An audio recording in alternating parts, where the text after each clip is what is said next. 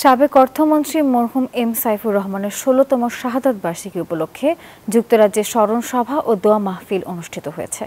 ৯ September সন্ধ্যায় east লন্ডনের একটি অভিজাত হলে এই আয়োজন করে এম সাইফুর রহমান স্মৃতি পরিষদ যুক্তরাজ্য।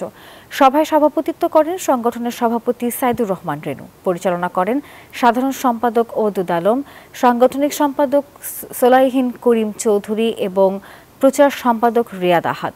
বক্তারা বলেন, এম সাইফুর রহমান ছিলেন বাংলাদেশের অর্থনীতির স্থপতি, যিনি দেশকে আন্তর্জাতিক অঙ্গনে মর্যাদার আসনে প্রতিষ্ঠিত করেছিলেন।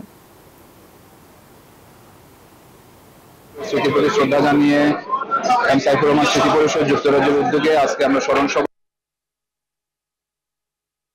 আমি অত্যন্ত আনন্দিত আমাদের যে